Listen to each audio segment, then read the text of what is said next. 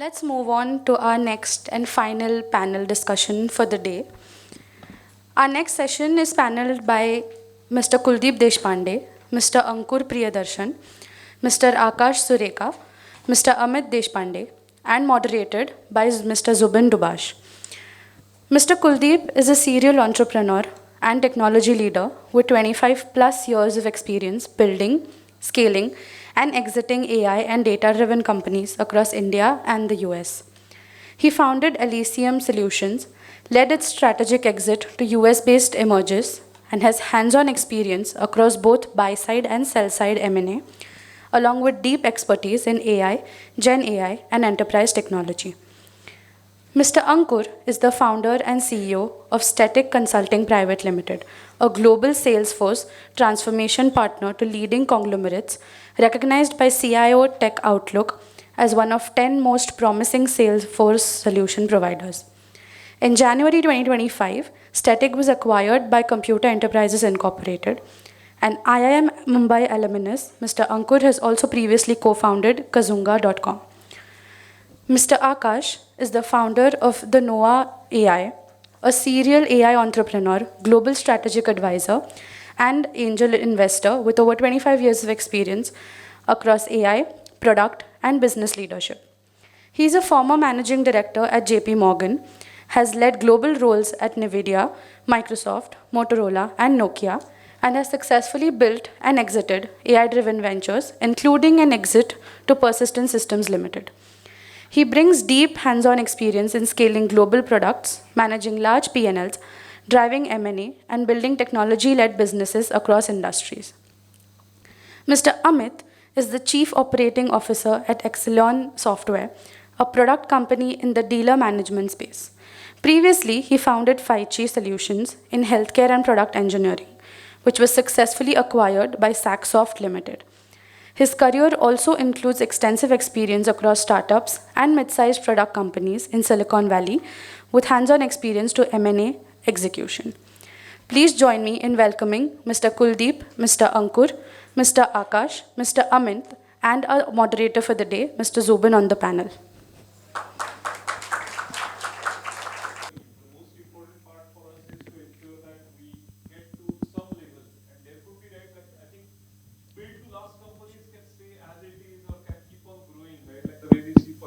But many companies can grow non-linearly by acquiring and doing M&A. So really, right? Like I mean, I had personally. I mean, if I get more time, perhaps I would spend or give more time to understanding this non-linear growth by doing M&A and like partnerships. So again, right? Like we have amazing panelists. Let's try to learn from them and let's try to see right like what we can do and connect the dots to your companies to see how you can connect that for your non-linear growth. So with that, right, like maybe, yeah, you could. Okay, thank you, Anand, for that introduction.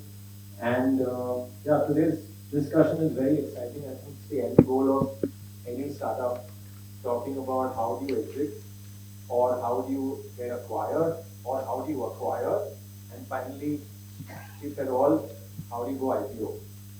And I think that's finally the holy grail of any organization, apart from creating value and solving a big problem, which is why you exist. Today we've got a very distinguished panel out here of people who have been there, done that, and not just once but multiple times over. So with that, what I'm going to do is the format of today's session is going to be very interactive. We're going to have everyone just talk about their experiences for about a couple of minutes each. Then I'm going to ask a few questions here. We'll open it up to the audiences. Please feel free to make it as interactive as possible. At the right time, we'll open it up to audiences for getting in questions, and then we'll continue asking questions here as well. Okay? So on that note, let me start with Kuldeep. Tell us a little bit about your experience in general, and then a little bit contextual to the M&A. Sure, thanks. Am I audible? Okay. So I was told 3 minutes for introduction. I'll try to limit it to 3 minutes. My background is pretty similar to almost all of you. Engineer, started my career with coding, 12 years with Capgemini Consulting, and in 2012 I started a company called Elysium Solutions. And now there is a lot of glamour for AI, LLMs, and generative AI. But I've been doing that or what somebody called as machine learning or the traditional AI, non-generative or traditional. Non-generative is not a right word. I've been doing that since beginning of my career. So the company Elysium Solutions was focused entirely on data science and AI. I come with data science background, so that's all that we did. Um, Incorporated in 2012, we had good customers in US. We had a kind of a policy that we worked only for clients in US and the Western world, US, Australia, and Canada. And there came a point in around 2020 when we asked ourselves a basic question that to scale up, or what Anand calls as to go to the next orbit, what can we do? Two answers, right? We can just continue doing the same thing for next 5 years and grow 20%, or get acquired. And getting acquired was better for the overall organization, the overall company as such. So we decided to get acquired. We got acquired by a private equity firm in the US, in Atlanta. And after that, uh, like any other founder, I had to run the company for 3 years. But I continued running the company for another 2.5 years. So I ran the company for about 5 years after our acquisition. And in those 5 years, or in those first 3 years, our growth was phenomenal. We grew 8 times in terms of revenue. We acquired two more companies. So we acquired companies and integrated those companies post my acquisition. So in a span of 3 years, three M&A transactions I've seen, one on the sell side, two on the buy side. We'll talk about that later. So growth about 8 times in revenue, 6 times in number of employees in a span of 3 years. And I stopped this journey, or paused that journey, last month, and I'm starting a new venture which is primarily on using AI. It's a product platform using AI for procurement business in India. So that's my journey. And prior to that, when I was at Capgemini, I have been part of two M&A transactions. One was Canbay. Some of you might, those who are from Pune might remember that company. So Canbay acquiring a consulting company in Florida called as Adjoint Consulting, and then Capgemini acquiring Canbay. Although I was not really leading those transactions, but part of the M&A team. And the later three transactions, of course, I was leading the sales side and part of the buy side also. So that's a brief introduction. Excellent. In fact, I'm going to talk a little bit more about sell and buy side when we go along. But that's great experience. Thank you very much. Yeah, that's amazing, Kuldeep. My name is Amit Deshpande, and regarding my journey, I have been primarily in product companies, working in Silicon Valley until 2010. So almost for 14 years or so. I was part of some startups which were where we started from the garage in the valley, worked with multiple founders, built products, went through M&As. When I moved back to India, one of the things I wanted to do was to help these products startups in the US to build products, which was sort of a continuation of my journey over here. So when I came here, I founded 5G Solutions, which is a product engineering company specifically geared towards startups in the US. After we grew from 2012 to 2017, there was a point of time where I realized that I probably want to be in product more rather than doing product engineering services. So that was one of the reasons for the exits that we had. Now, currently, I am running a product company, which is an India-based product company, where we are trying to build a product in India and trying to scale it across the globe. So that's been my journey. Great, Amit. Thank you. So from product to service in a way, and back to product. So that's excellent. Ankur, could you tell us a little bit about your journey? Sure, thank you everyone. So I started my career similar to many of the other services founders here with Infosys Technologies. Worked there for a few years and then realized that I'll probably be better suited on the business side of things. That's a typical inflection point in most software developers' life. Similar to that, I had mine, and I went on to pursue an MBA degree and then got an opportunity to work on the client side where I got exposed to day-to-day business problems and how they're being solved and the kind of vendor interactions companies are doing, how they decide on technology, what leads to decisions for which are strategic in nature for the company. All of this was very exciting, and that led me to starting my venture in 2014 called Static Consulting. When I was working prior to starting Static with the Lodha Group, I was responsible for a tech portfolio which had multiple technology products at that point in time. Salesforce CRM had just made an entry in India. There were very few customers that Salesforce had at that point in time. I was fortunate enough to have had the opportunity of working on it and seeing the value it had, the potential to deliver. So during the first year itself, we started getting a lot of inquiries on Salesforce. While we had not set out to build a Salesforce company, the kind of inquiries that we were getting and the kind of growth that we were seeing, we realized that it's probably an opportunity that we should not miss. And we focused and doubled down our efforts on the Salesforce ecosystem itself. Became a Salesforce partner, eventually scaled on to becoming the Summit partner, which is the highest tier of partnership that Salesforce has to offer. And in early 2025 was an opportunity that presented itself for an acquisition by Computer Enterprises Inc., based out of Pittsburgh in the US. And all along these years, while we were growing significantly, we worked with the leading enterprises in India. There was one bit which we hadn't been able to crack. That was global expansion. And we felt that for the benefit of the company and employees and for all our stakeholders, it was imperative that we find an opportunity to do that. It got presented in the form of an M&A opportunity. Like many other founders who choose M&A, we also wanted to sell a small share and maybe get into some kind of a strategic association with somebody based which can offer the platform to us for expansion.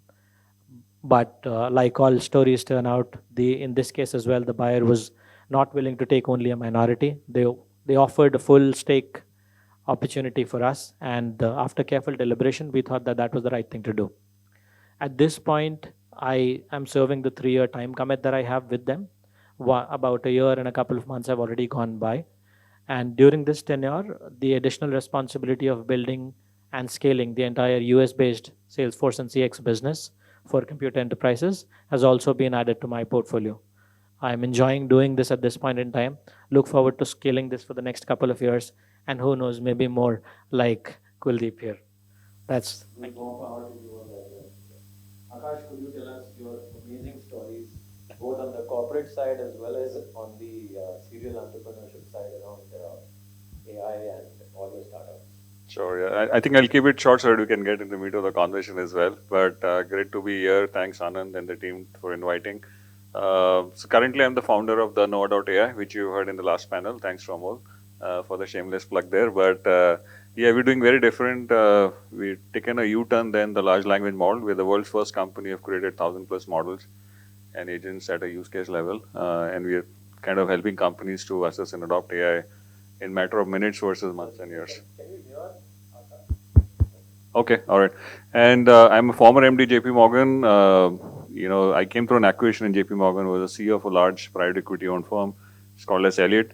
Was running that as almost $1 billion business. After acquisition, JP Morgan grew that business to almost $7.5 billion. And then took my lock-in, got over, and I moved out, wanted to start one more. And yeah, I founded a couple of companies. One was in AI in 2011, very early. Was thrown out of a lot of rooms, by the way, in UK and US. We were doing GPT in 2011. Only World Economic Forum recognized us. We were nominated as top technology pioneers. But it was very ahead of the time. Then we pivoted a bit, but then we sold it to Persistent Systems as well, thanks to Anand.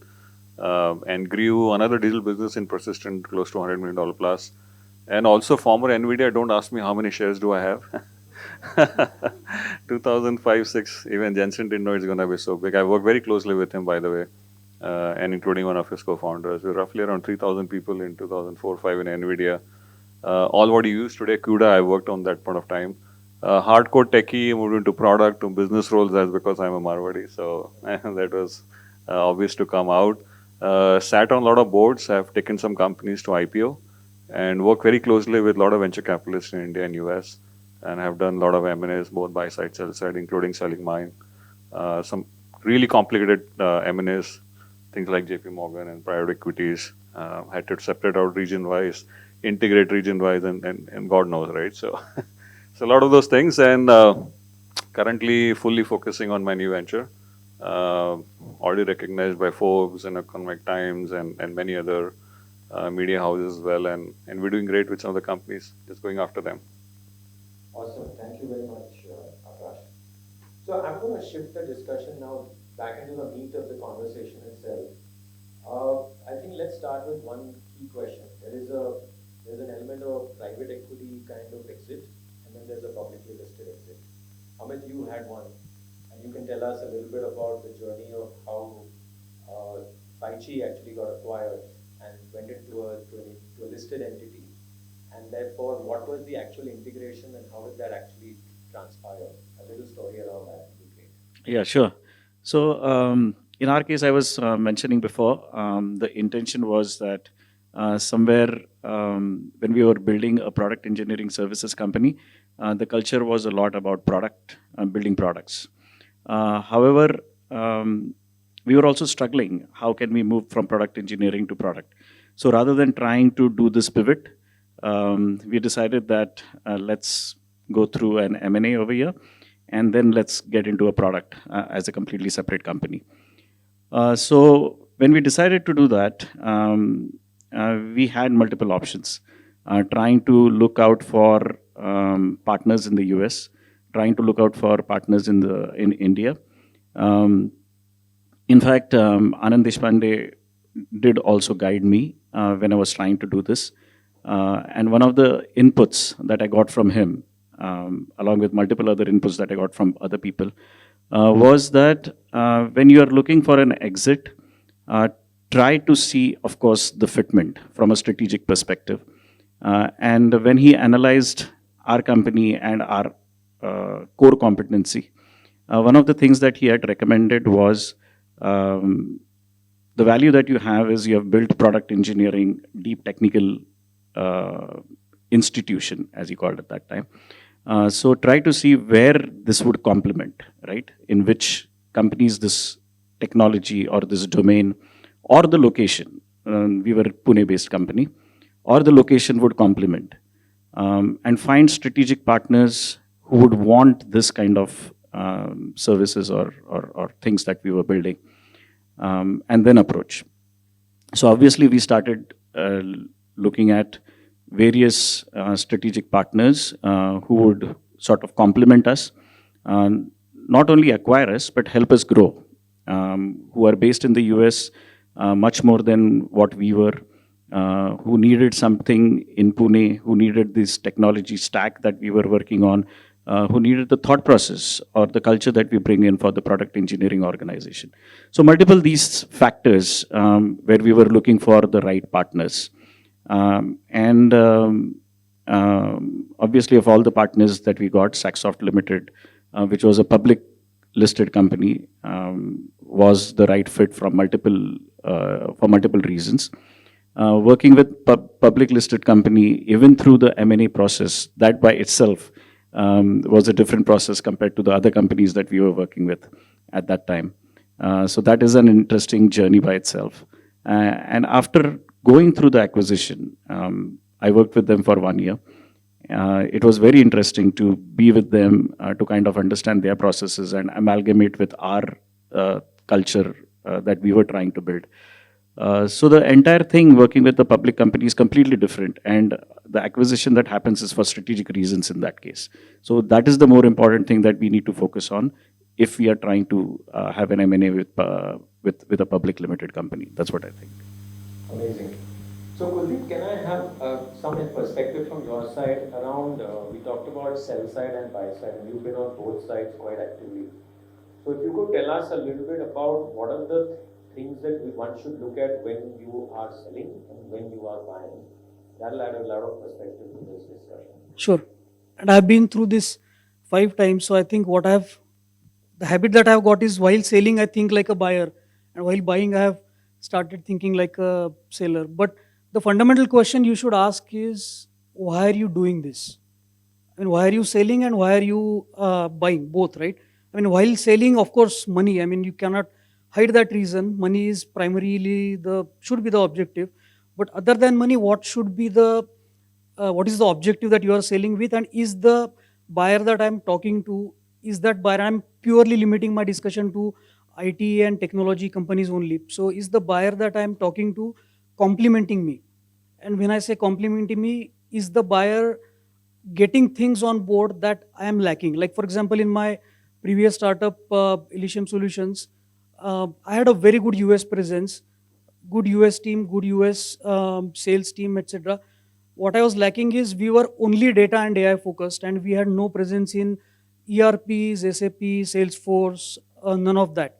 So I wanted a buyer which got those partnerships, those deals to the table, so that I can sell, I can tag along with a SAP deal and go with them. So that was one thing you should look as a seller, that what is the buyer getting to the table to complement and to help you grow. Okay, as a seller, again, the complementary thing that you should look for, I have these skills or these technologies in my kitty. Is the seller bringing something which complements me, or is it just adding numbers to what I already have? Okay, so that's the first criteria that you should look for. The complementary thing can also be in terms of geography. Like in my case, we had a good Australia presence. The buyer that we had did not have Australia presence, so we were complementing to each other because we opened the Australia market to them.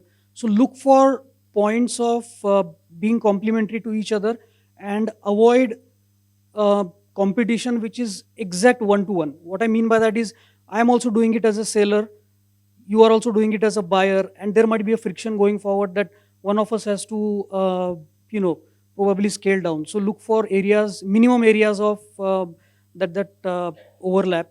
So this is one thing I look for as a buyer, as a seller. The point is same, but the thought process that you have to have as a buyer, as a seller are different. Secondly, as a seller, I always look for what is going to be the role of my people after acquisition. See, it's not just about selling the company, getting money and exiting, right?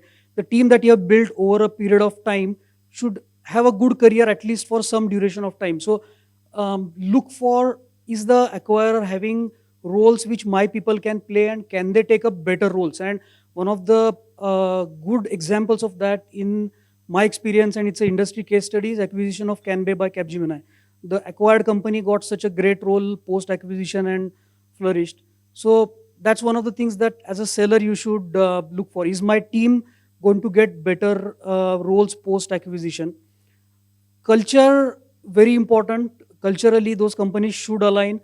But at the same time, companies having completely different culture can also gel well together. Uh, some companies which is completely into a staffing kind of work, whereas some company which is completely into management consulting kind of work can also gel well together. But culture should be very well evaluated. The more cultures are aligning, the lesser friction will be. Uh, those are some of the things that we look for. The points are same, just that the way you have to think as a buyer and the way you have to think as a seller is different. Very interesting. In fact, I think the sutradhara of an M&A would be culture, if I had to just put it in one Absolutely. word. Yeah. And that's also, like, we keep talking about product market fit and founder market fit. In this case, it's about culture fit, you know. So culture is a very integral part. Now, in fact, Ankur, that brings me to a point of saying, when you sold Static to CEI, how did you look at it versus a great deal? Wow, there's a great deal on the table versus a great integration. So how did you actually tie in both and make the best of both worlds win in that case? Sure. For us, it was actually quite serendipitous. We weren't looking out for any buyers, to be honest. Uh, Back in the time when COVID had hit and the world was going through a very unprecedented time, suddenly cloud companies had taken precedence in the market, and all the buyers were looking for cloud companies for acquisition. That was a time when we started getting a lot of inquiries for acquisition, but we had never thought of getting acquired. We started off building the company as if we were going to run it forever, and up until the day of acquisition, that is what we believed. To an extent, that also became the reason why it became very easy. The day when we decided to consider the acquisition offer, everything that they wanted to do due diligence on was all the boxes were checking, because we ran it like how we would run our own company for the rest of our lives. The point when we, like I was explaining earlier, the point when we thought that acquisition is a serious candidate for our growth was when we had already tried scaling out and going into the market and seeing if we can on our own scale globally. And despite the fact that there were a few wins here and there was nothing that was providing us a foundational base outside of the country, India, that is, that we could piggy bank on and sort of build out in the long future. So it's just a coincidence that the first opportunity that came our way with which we had serious conversations checked all the boxes. One thing that was very important for us, like everybody has emphasized, was culture. We wanted to find out if there is cultural fitment between the two organizations. And while it's very easy to say that cultural fitment is an important task, it is extremely difficult to find out whether or not the two companies are going to be culturally fitting with each other. The cultural fabric is very, very subjective, and it's not easy to find out. So we thought a couple of things that will probably, and not that we had defined these metrics on our own, but come up some of the things that started giving out the cultural fabric of the buyer in this case were, one, when we went to meet some of their team members in the US and in India as well, they have a development center. The thing that sort of clearly stood out was that there were many, while the parent company is about a 35-year-old company, there were many employees who were with the company for upwards of 25 years. That went on to say that definitely there is value, the employees being valued in the company. There is growth potential for everyone in the company. So that was one very important reason. The other reason was that when we heard of, because we were from the ecosystem, so we heard of a lot of acquisitions. Many of these Salesforce companies like ours who got acquired were run by very close friends. When we saw them getting assimilated into the parent organization, we saw that the parent organization, some of the bigger SIs, I don't want to name them, they just wanted additional headcounts. They didn't really care so much about the processes in which and the ways in which the companies operate, and they just wanted additional headcounts because they probably knew that there were a few projects coming their way, and they wanted some people to come in and be able to execute those projects.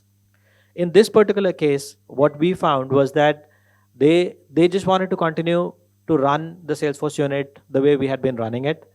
There was no change of brand. We had to continue to run with the same brand. There was no disassociation with the customers that we already had. We were going to honor all the customers. And the leadership team from the parent organization made it very clear that they wanted us to continue to execute the growth part that we had. In addition to that, they wanted us to do additional things, but they didn't want to change any of the growth path or any of the plans that we had. These things were very important for us, and we were just looking at three primary things: what it does for founders, what it does for our employees, and what it does for our customers. The kind of control it offered to us, we were able to continue to do everything the way we wanted just by having additional access to a larger platform. So the integration to that point was very easy because we just had to continue to run the way we were running. There was absolutely no friction, and it was quite surprising for us as well.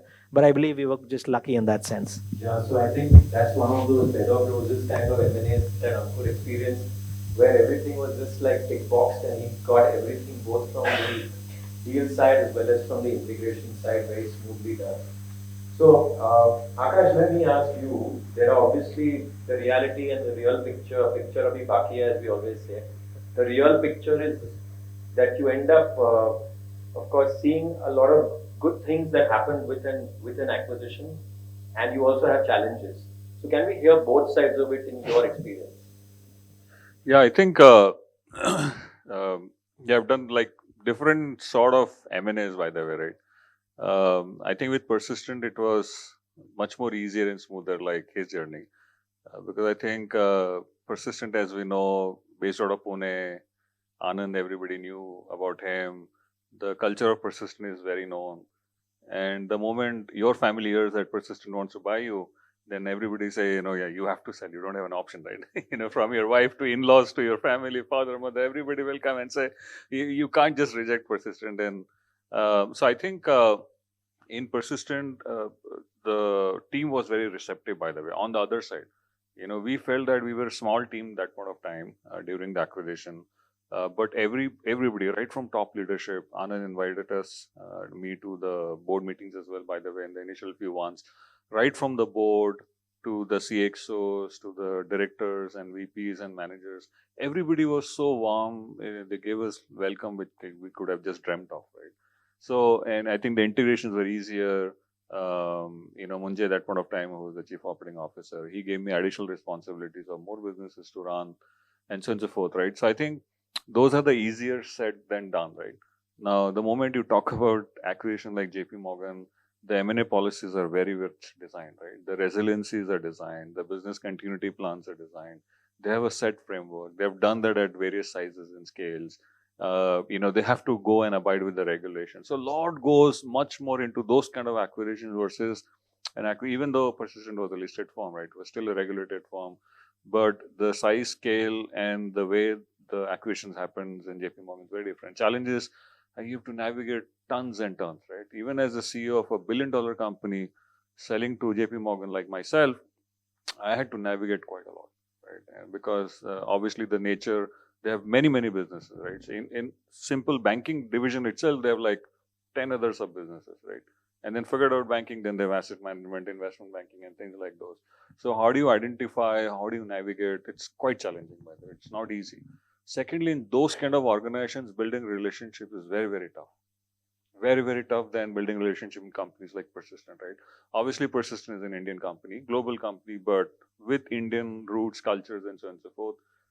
The frame of minds are very different versus US-based companies. The frame of minds are very different, right? People have their own priorities. Banks, people are sitting there from last 25, 30 years. They don't want to get out. The politics is very different in those kind of organizations, right? So navigation with leadership, building relationship with those people, making sure that, also at the same point of time, how much you can survive in those organizations, right? So because once an acquisition happens in companies like those, I said they have their own frameworks, policies, resiliencies. They'll have their own second level of leadership. For me, they'll have another CEO backup, right, and so forth. So you don't know whether they want me or they don't want me, right? So how do you navigate all those things? So it's very challenging in those scenarios, and you have to abide with a lot of policies, a lot of compliances, by the way, in such kind of entities, which thankfully was not there in Persistent so much. Also, as another firm, Software AG, which acquired another firm of mine. So even there, it was a private. Actually, that was also listed firm. Sorry. So they were tech-centric listed firms, regulated from a public nature standpoint. But banks are very different in nature, right? They are regulated right from core processes to workflows to everything else, people, everything else, right? Even what you send on WhatsApp is an issue. What you spend on credit card is also an issue, right? Even CEOs and MDs like us, multi-billion-dollar business, they'll ask, where is that $1 going? Why that $1 was spent on a credit card? And that's not because they want to harass you, right? That's because that's how they've been asked, right? The only thing which was told to me during acquisition, by seniors, that you can do anything and everything you want. Just make sure that you and we don't go to prison. Right? So you can imagine, right? So somebody is acquiring you, and that's the statement, first statement coming, okay, I'm signing the document, but just make sure that you and we don't go to prison, right? So suddenly it's a different environment altogether. So I think those kind of challenges exist. And what is important is, how much maturity do you show at point of time? You have to, keep your egos outside. There are much more successful people over there. The people are not doing it, just because they want to do it, but that's by design in such kind of companies, right? So you'll feel different sort of success challenges, and you'll have to just deal with it. So very interesting. I have a question now for Amit again. So I'm assuming that, let's take it for granted that the main reason for anyone to acquire is revenue as probably one of the things, or probably there'll be some financial metrics to the entire reason to buy. Okay, so when someone is looking at buying, but beyond revenue, what are the other things that come under due diligence that matters most when it comes to an acquisition to the buyer? The financial numbers, definitely. Unfortunately, we have to live with that. There is no solution to that. But the main thing that I feel that the buyers are looking, and especially for strategic acquisitions, is to see what kind of market you are in, And is there a consistent growth? Are you selling because you're not able to grow? If that is the case, then how we complementing will that growth story continue? So I think it is the growth part. And Ankur mentioned a very interesting thing, that they were running the company as if they are going to run for the lifetime. And at some point of time they exited. I think that is the mindset which is extremely important, that you are running the company forever. You are running the company for growth, and growth is happening constantly. The culture fitment we discussed already, so I'm not going to talk about that again. But in terms of, in addition to numbers, it is where can you continue to grow on a constant level, and do you have that in you, that quality in you, or that DNA in you, is something that the companies are really, really looking for, is what I think. Okay, that's great. So, Kuldeep, a quick question for you is, you've of course done M&A of Elysium and others that you built yourself. At the same time, you've also done an M&A at Capgemini as such. Now, how are the two different It's very different, because companies like Capgemini, like Akash mentioned, they have a framework. They have a set process, and how you do due diligence, how you assess companies, how you check their readiness. Everything is all well set. When I was on the buy side, but in my companies, we had to evolve all those frameworks on our own, including right from background checks for people all the way up to financials and everything. Assessing, like what Amit mentioned, that is the seller going to sustain on his own, or is he going to grow when I start supporting him? All those things have to be done on your own. So those frameworks have to be evolved. That's the biggest difference that we have. On the other side, one thing that I realized differently in large scale M&A transactions in my past experience versus the latest ones is that it's more people to people connect in the later stages. I was on a in a senior role compared to what I was in the earlier M&As, but your personal connect with the buyer, your personal connect with the person who is acquiring you or you are acquiring matters a lot, at least in the technology M&As especially. So process versus personal connect, having a set framework versus you evolving the framework along with other people, those are the key differences. Okay, great. Very similar to what Akash had mentioned as well. Yep.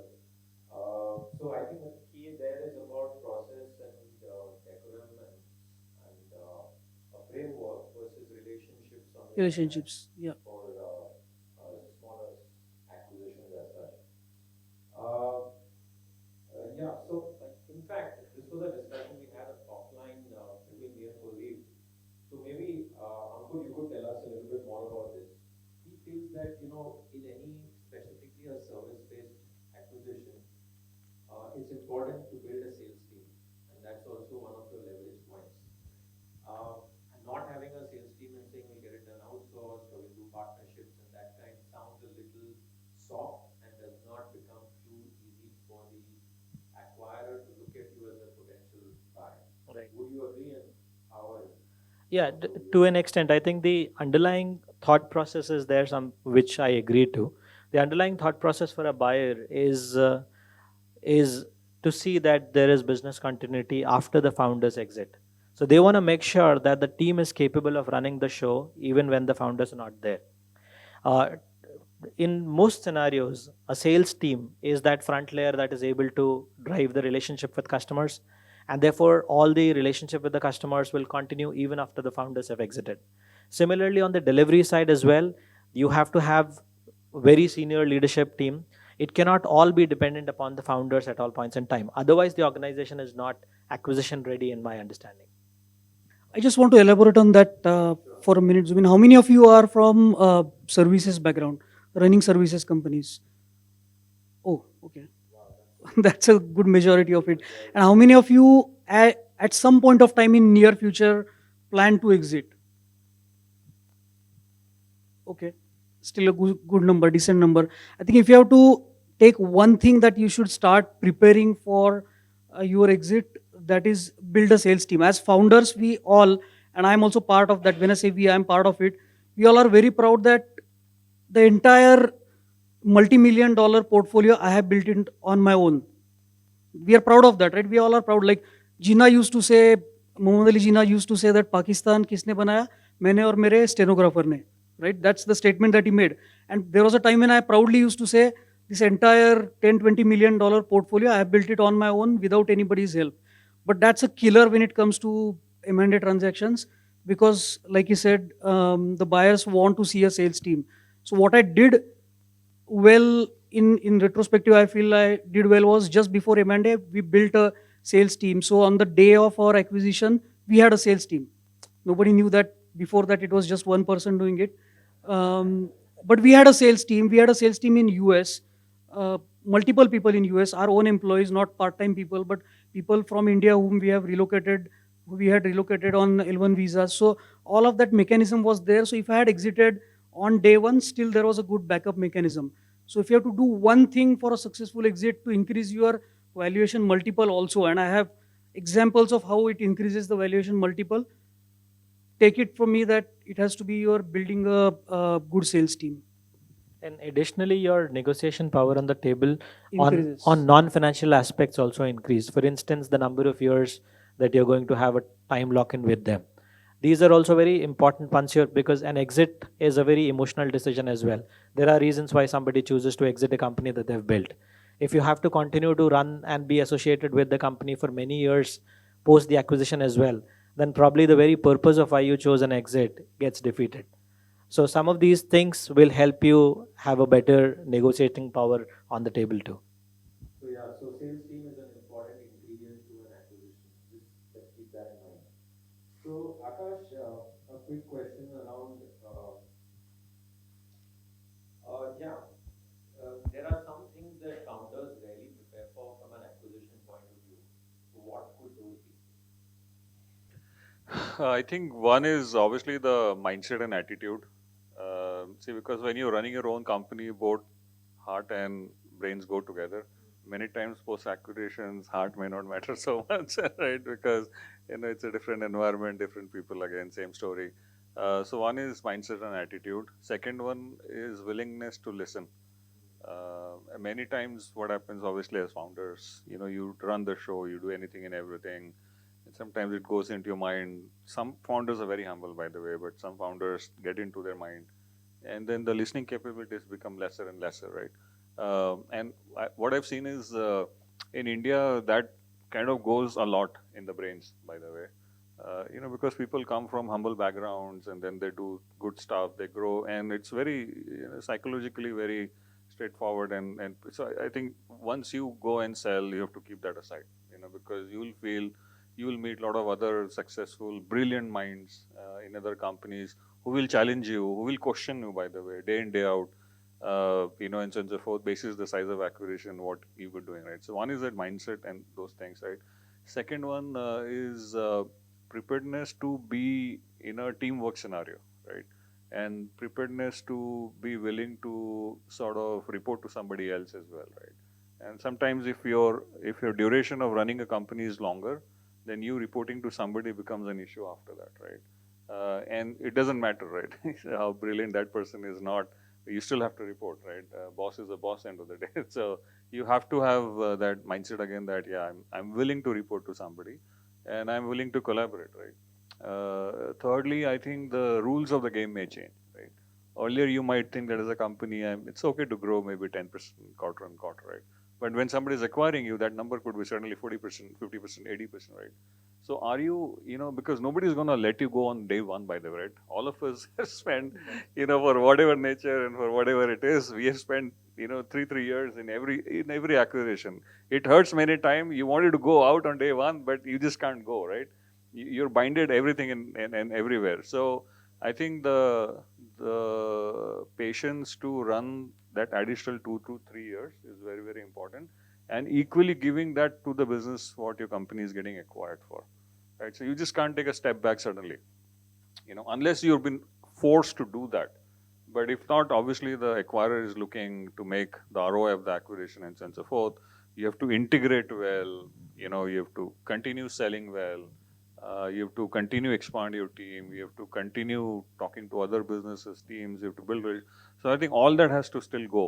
You know, it's where you can't take a step back out of it, right? Fourthly, I think the resources may vary. Sometimes you're good working in a smaller set of resources, but suddenly, as I said, if the rules of the game are changing, somebody's saying, you know what, now you have to go 70% year on year versus 10% year on year, which means is they'll give you additional resources. Can you manage it, right, as an example? So for example, when we got acquired, when JP, because that was a sizable one, in JP, you know, I used to spend like hundreds of millions of dollars like that. And we were asked to spend. And we were told, if you can't spend, get out. Wow. Right?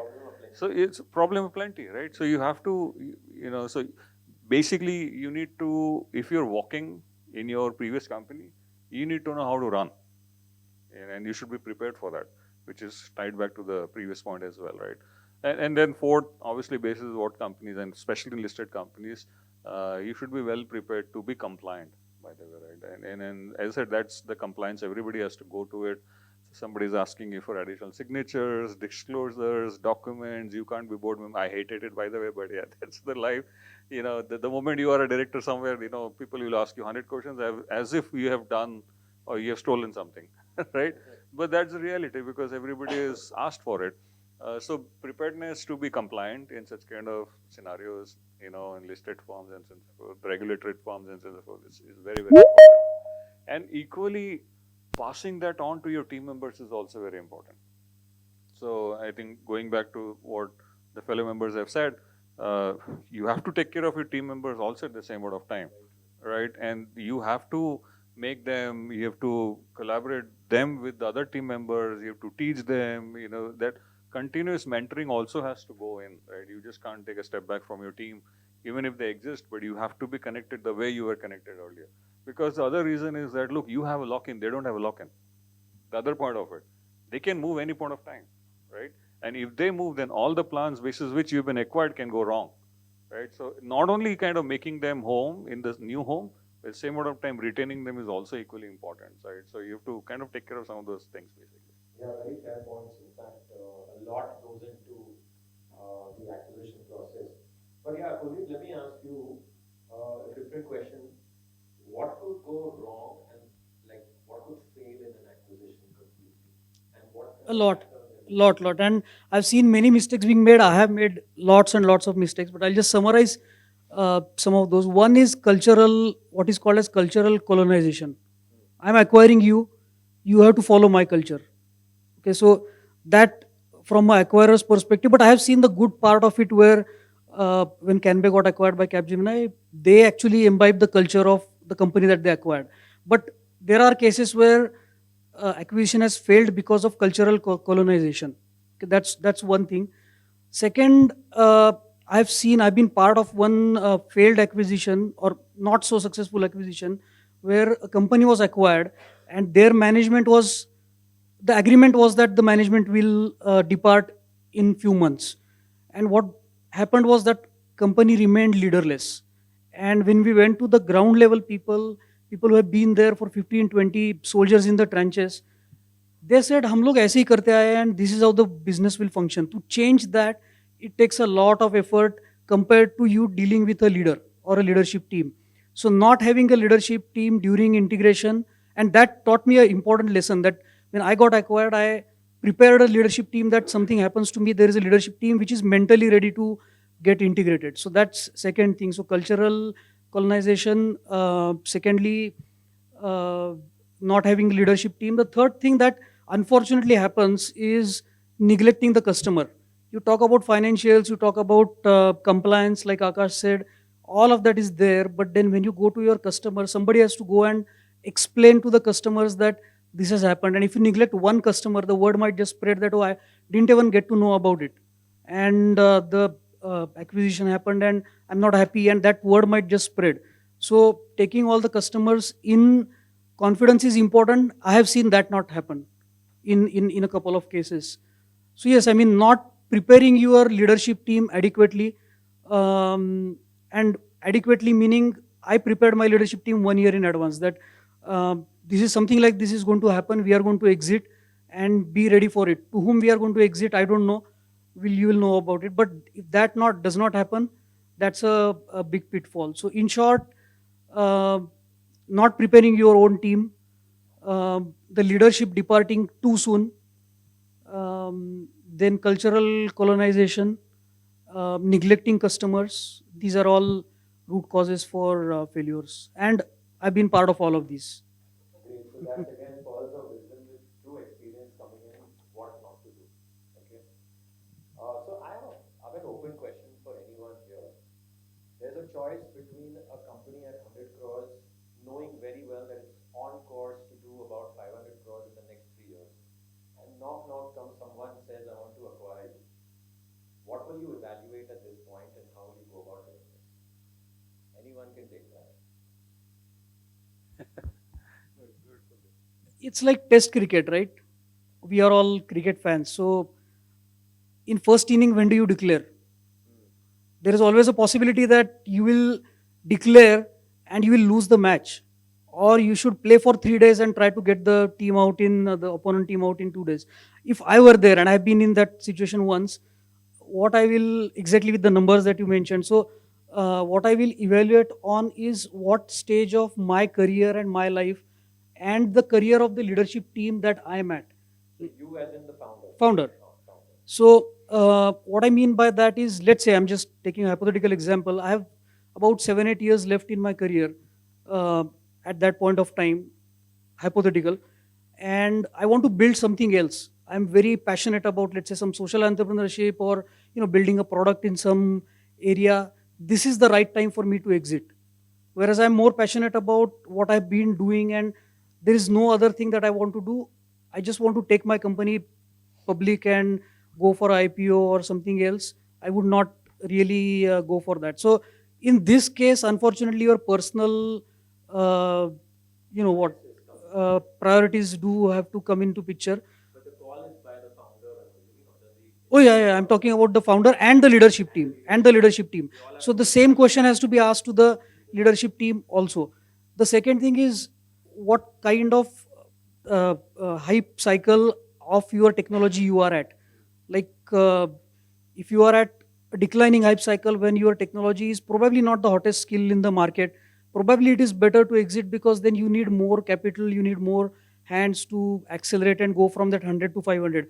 If you are in AI in today's age, why do you exit? I mean, the market, there is good tailwind for you. So those are the what phase of cycle you are personally, and what phase of cycle your companies at, are the two questions. And those are the questions I ask personally. Yeah, I think I would certainly agree with that. A few more things. I know one is obviously what stage of life you are in, by the way. Right? If you're a 65-year-old, you know, I think the passion is going to be lesser anyway. You want to enjoy time with family, at least with 65, if you've not done that previously. So that goes first. Second, then how are you structured? And it's very important to look at. You have board, you have investors, what investors want, how much, what's your cap table right now, how much stake you've given, or whether you can decide or not also on your own. Your board is ready, investors ready, blah, blah, and so on. Third one is 100 to 500 CR is an Excel calculation or it's a real calculation, right? That's all important. मतलब mind में है 500 करोड़ होगा, but वो really होगा भी कि नहीं, तो उसके लिए आप क्या करोगे? उसके लिए आप देखोगे कि वो मार्केट वैसा ग्रो हो रहा है कि नहीं, आप कौन से मार्केट में हो, आपका कंपटीशन कैसा है. No, assume you have deals all locked in and that kind. Yeah, so let's say it's true, you will take 500 crores, right? So then I think it's a personal sort of a career where you are right now. Second one, are there any tailwinds to the market? By the way, right now you might feel that it's a 500 crore opportunity. In 1 year, would that be a 500 or not, right? It could be 150 and 200 share and so on and so forth, right? To reach that, what is additional burden you'll take on your cap table? Also at the same amount of time. Can you do in your current stage? Answer may be no. Answer may be yes, I don't know that. But you may need more capital. You may have to dilute more. So you have to actually find out the net of cap, what you'll have after 500 share. Right? So many times people feel, by the way, a lot of unicorn founders, when they reach a unicorn stage, their stake in the company is very, very low. 6 to 7%, 10%, 15%, 20% basis how much you have diluted for what growth cycles and so on and so forth, right? So if you take a $1 billion company and if you end up at a 6, 7, 8, 10%, it's $100 million versus if you can own 30%, 40%, if you're selling $250 million, you're same, right? Why would you why would you field, bat, ball more for next 3 years if it's going to be same cap, right? So I think, look, the M&As is all about the mathematical calculations. Why do you think all the private equity folks sit with Excel sheets? All their analysts, the only job, all the analysts in the private equity companies, their only work is Excel sheets. They're going to be behind your ass to come with that same Excel sheet, and they'll ask you that calculation for you as a founder, as a CEO, and as MD, and so forth, right? So it's all about that. And you have to do that math right on your age, as well as on the cap, as well as on the opportunity. So I'll just add a different perspective to this. As a founder, whether it is a decision of the founder, I think the question to that is, once you become a founder, you are no longer an individual person. There are 4 pieces to an organization at a high level. One is the investors, the second is the employees, the third are the customers, and the fourth, of course, is the founder, right? So these 4 pieces are something that you are juggling all the time. The same thing applies to an M&A as well. When you are thinking about an M&A, of course, you need to think about your personal preferences, as everybody said. But at the same time, you need to think, is this the right time for these 4 things, whether at 100 crores I should exit or 500 crores. And that sort of subconsciously gets built into you after you get to a certain stage. So I think my answer to that would be that we all have to think about all these 4 things constantly, which gradually build up to a vision and leads to the growth story. So I think that is what we need to think of as a founder when we are trying to exit. Yeah, I couldn't agree more to the stage of life narrative that sort of came about. And assuming that we have a very defined path from 100 to 500 crores, which, by the way, is never something that I have seen in at any day in my life, and I don't think any founder does. But yeah, but see, the moment you put a lot of certainty on that growth, the dynamics change a little bit. Because if the decision was purely from the standpoint of whether I need money right now or not, what do I do with the money once I make that exit? I'm going to invest that money and probably grow it. Growing it to 5x in 5 years, any which ways, is a decent return. For a company that is already doing 100 crores, bringing in professional leadership to run it, even if I choose to sit by the sideline, is also a possibility. So some of these things also sort of tend to do play. But assuming that I already am at a point where, like Kuldeep said, and Akash also emphasized, that if we are running something where the market entry barrier is very high for all the other players, my competition is very low, then there is significant certainty with which we can predict the growth. And if it is not the case, if the market entry barrier is not very high, and the market by itself is not predicted to grow very significantly large, then I think it is then it is the personal decision whether an analogy that we typically give to a lot of people when we get asked around why does somebody choose to sell a services company. So we say that think of an area in the city where suddenly a lot of shops have come up और ये पूरा area अभी बहुत बड़ा market बन गया. उस market के बीच में आपका एक प्लॉट है. Now you bought that plot many years ago. Probably your parents bought it when it was in the outskirts and it was a peaceful place to live in. Now the value of the property has risen and you're still living there. अब आपको रोज सुबह से शाम horn सुनना पड़ता है, traffic में अटकना पड़ता है, पानी आपके पास नहीं है, धूल आपके पास है. Now you have 2 options. You can either sell it today at say 100 crores, or you can live 5 years more in that same property and then sell it for 500 crores. Now the decision is yours based on how much you value your personal convenience, health, family time, etc. So that is the analogy that we keep giving to people, and I think holds true in this case as well. Lovely. So I think the entire boiling down of that question is about personal priority, leadership priority, and what your personal goals are to arrive at your decision on whether to go for a knock or to continue growing your company. Okay, one last question before I open it up to the panel for discussions. For questions, is we're talking about not just M&A but also orbit shifting. So we are like, in fact, in that same example of 100 going to 500, and if you've not yet thought through that process, what are the key triggers for an organization to start thinking of a larger 5x, 10x growth kind of trajectory? And what are the building blocks to build that up? Anyone can, maybe Ankur, you can. Yeah. Uh, this is precisely the reason why we chose to make an exit and look for a strategic investor. We saw that whatever we were doing, we were growing at a reasonable pace, but there were certain bottlenecks which we weren't able to solve on our own, and therefore some partnership that provided us access to a larger platform in terms of global reach, in terms of like Kuldeep mentioned earlier, that I could the opportunity to piggy bank on some of the other org-wide transformative deals. There was an opportunity that was missing, and increasingly the competition was trying to become a complete services offering. All the big fours, all the other large SIs would reach out to customers and they would want to become that one-stop shop for everything. So that was in a way also jeopardizing the existence that we have in the future. In addition to that, there was AI and other things that anyways questioned the viability of services business based running entirely on headcounts. So because of these reasons, we felt that at least we join hands with somebody with deeper pockets, more presence in the market, a wider reach, and then together we can probably fight it out. So that was the thought, and that is what we are doing through the acquisition. Couple of can I couple of things other than what Ankur mentioned. To go from 100 to 500, sales. Of course, I emphasized on that. Cannot emphasize more. Most important thing, you need to invest a lot in sales. Different kind of sales.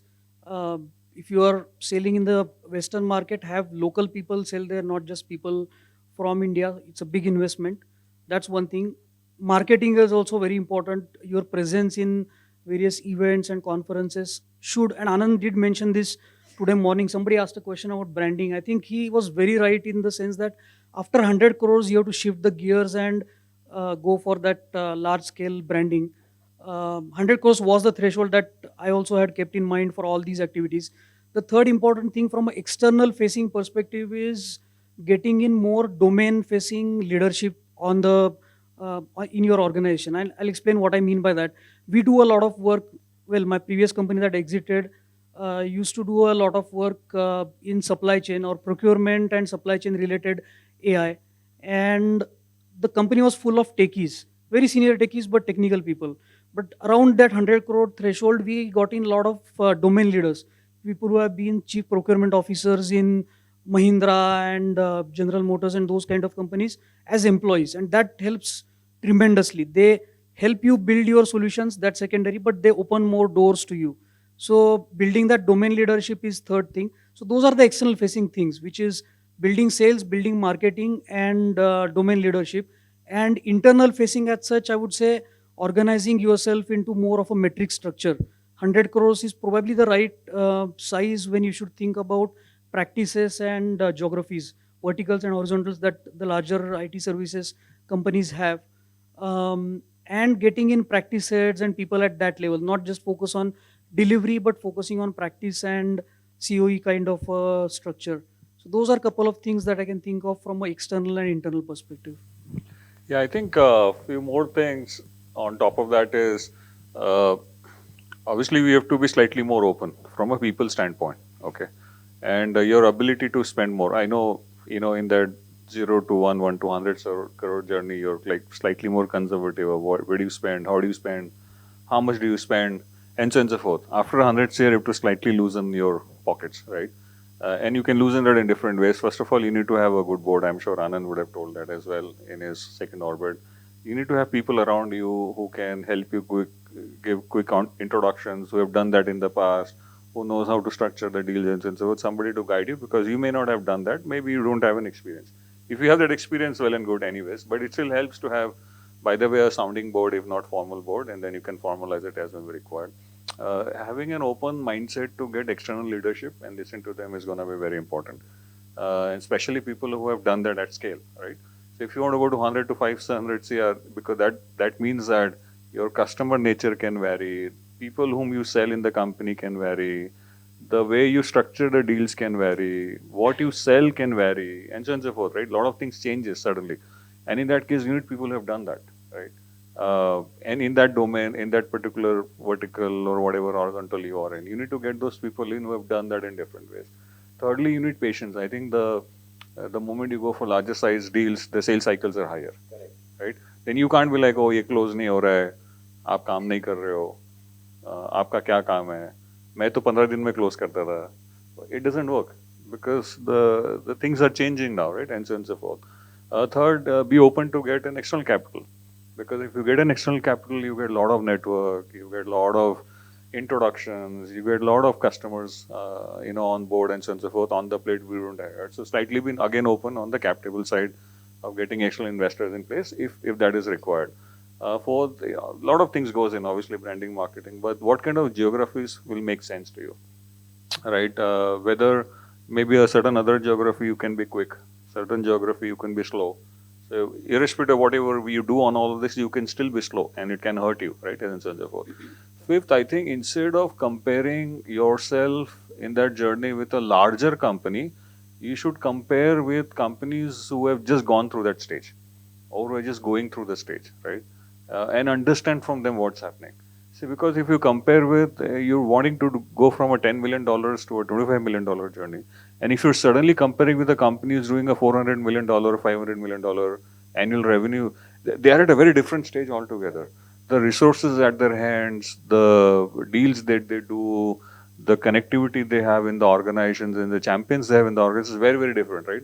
So what you need to do is you need to take a step back and compare and learn from the companies who have just gone through that stage.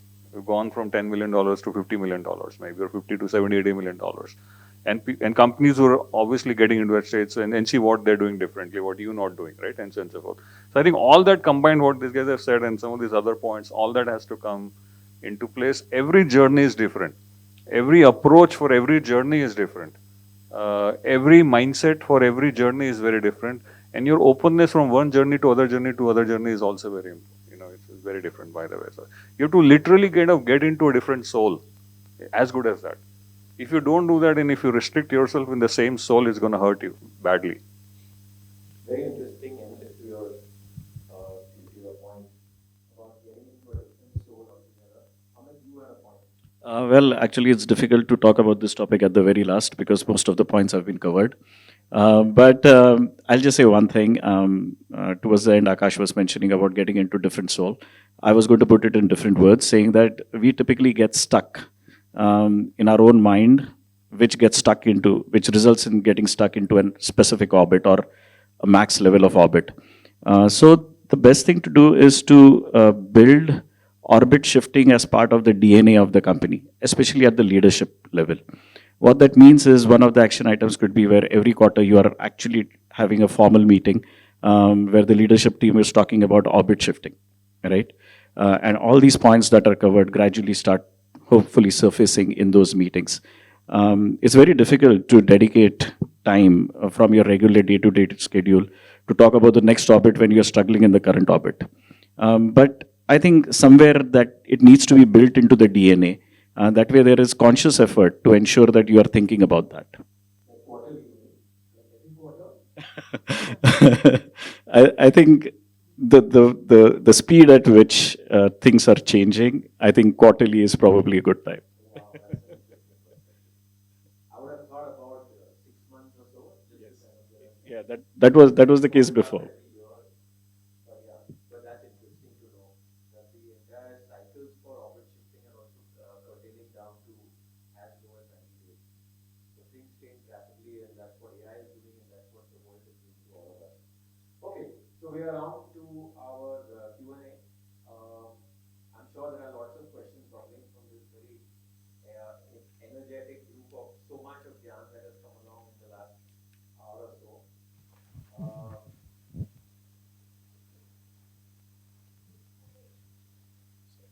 Thanks. Hi, good evening, Apurva here.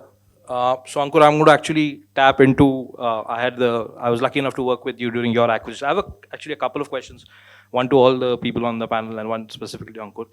I wanted to touch upon clarity of thought when you're going to acquisition. And the reason I'm coming through is that when we were working together, there were a couple of times on the negotiating table when there were certain things that perhaps were not acceptable to you. And you were very clear, this happens, otherwise we walk away. It's walking away might be a difficult decision to do because there's a lot of effort that goes on to reach that stage. And sometimes the thought may be that if this chance goes away, it may not come back again. So how important is clarity of thought in terms of how the acquisition is going to proceed? Because one of the things that I really admired at that point of time was that you were very clear, this is how it's going to happen. If it's not going to happen, we are walking away. But that takes a lot of conviction and courage, if I may say so. And just a question, sorry, I'll just complete to all of the people on the panel. You touched upon it in terms of post-acquisition, the heart may not be there, but the brain is going to be there. You talked about the fact that for years and years you work, and I think Kuldeep, I just, in the discussion, if you remember on Sunday, I touched upon this. You work on your own terms, you're now working for someone else. How do you adjust to that mentality? How do you sort of convince yourself? A lot of people, for instance, these days there are these earn-out mechanisms where founders actually get a part of their consideration post a period of time after having survived in the company or worked in the company post-acquisition. A lot of people that I work with say, that's not important to us. We actually just might walk away because, we may not be comfortable working with the acquirer. So how do you change that mindset? These two questions, thanks. Okay, sure. So on clarity of thought, great point, Abur, thank you. And I don't know if I ever got a chance to thank you for everything that you did for us. When the opportunity presented itself, we were not looking for any buyers at that point in time. It just happened. And when it happened, we weren't sure. We weren't even exposed to such opportunities or deals in the past. So before taking a decision, we were very deliberate about the whole acquisition bit. So we started thinking, how does it affect us? Before even speaking to anyone, we started to identify how does it impact us? How does it impact the team that we have and the customers? And finally, post-acquisition, what is the relationship going to be with the acquirer in this case? Because we had spent a lot of time and energy, we had sort of chalked down some of the things that were very important for us as part of this deal. And then there were some that we felt we were okay to sort of live by. So when the agreement, which was a huge agreement, and we were not sort of used to looking at those kind of agreements on a day-to-day basis, but when we started getting into the nitty-gritties of each one of those legal clauses, we were looking at it from first principles basis. We were seeing if it is really something that negates one of the key points that we had set out that we are not going to budge on. And in such situations, we were very clear that if there is such a point that comes across, we will walk out. And if there are some things that fall into the different bucket which we were open to accepting, we would not accept it openly. We will use that for negotiation to get them to agree on something else. And then there were points that we were absolutely open to doing as well. So because we had that deliberation internally, and we were very clear on what we need out of this, we were able to measure everything with that yardstick and decide on our way forward. Yeah, so regarding the second question, the heart and the mind. I think it is very emotional during the exit. I think people, at least I would accept that.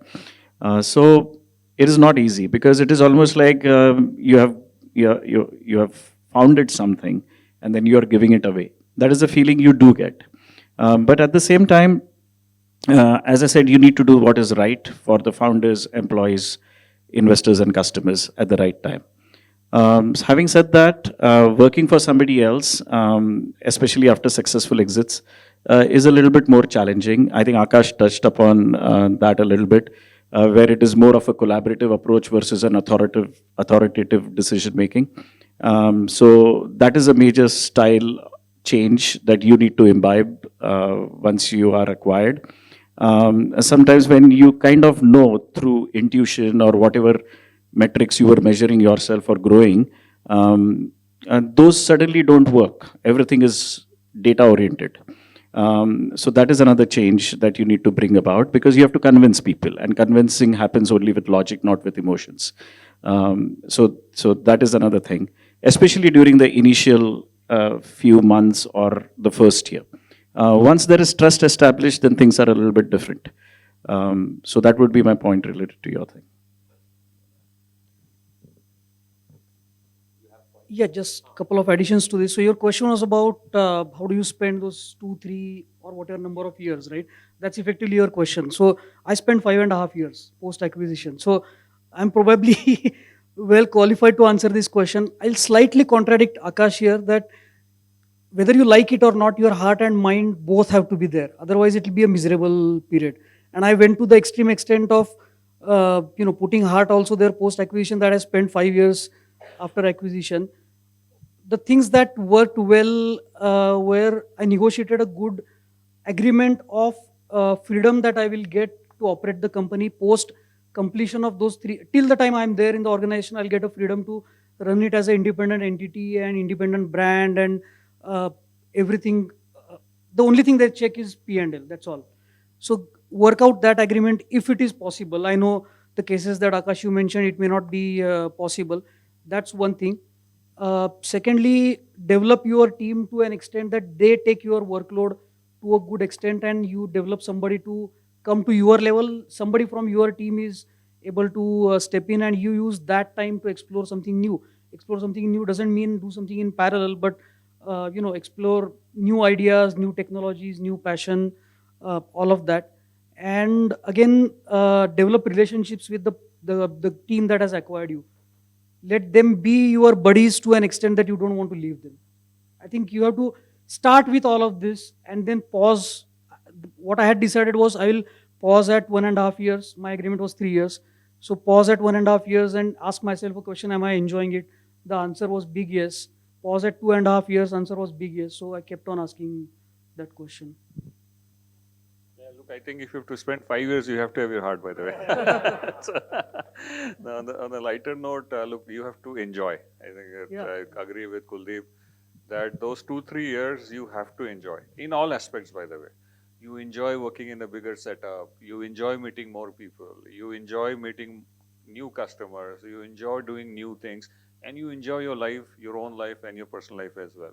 Please find out some time to enjoy yourself as well as your own family, because I know a lot of hard work has gone before the acquisition, right? And your family has suffered, you have suffered, you may not have slept many times, you would have been traveling everywhere, your kids have been alone, and so forth. We've gone through it. You know, when I was running my first company, my kid was 3 years. I still regret I have not spent enough time with my kid. 3 years, 4 years kid, if you're not spending the time, that time is never going to come back.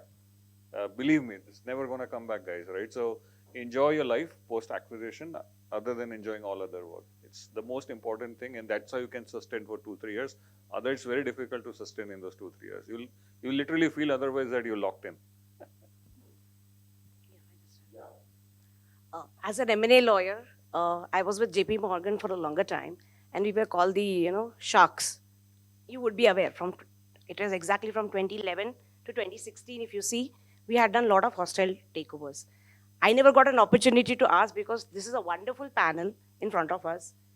How was that, the transition from emotional attachment to deep detachment as a founder when you did your first deal? Because I always wanted, because I've done multiple, I've sort of sat on multiple deal structuring. I've also been in the integration compliances. And I've seen it didn't go well.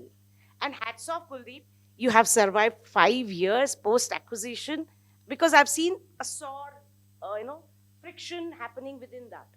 So how was the transition from emotionally attached to a deep detachment when you did your first deal? So look, I think, I don't know about others. In my case, it was not hostile in any way. No, not on the professionally as hostile. well as I just gave an example of JP Morgan. And I'm just kidding. Yeah. So look, as I said, you have to have an open mindset. I think it's very, very important for that detachment, right? And you have to think about personally that, how much do you want to detach? At what places do you want to detach? In what areas you want to detach? You can't have a blanket detachment policy. Okay, that's very important in such kind of M&As. You have to think about, okay, sales, if somebody is acquiring me and it's a strategic acquisition, and a lot depends on, for acquirer as well, when they're acquiring on their business, they're going to put all the muscle behind it, right? Which, for example, in JP Morgan side, Imagine in 3 years we grew from $1 billion to $7.5 billion, right? And then you know what happens in such kind of organizations. So you have to detach in some cases, right? New people came in, they had their own ideas, they had their own plans. You have to be part of it, and so on and so forth. And so you have to decide where do you want to detach, right? Emotionally, brain-wise, whatever that is. And nothing is going to hurt, by the way, because now you're part of large setup. There's resiliency, there's continuity, there are people, the process, they're going to take care of it anyway. They're not going to get it even. By the way, every acquisition is for a meaning, right?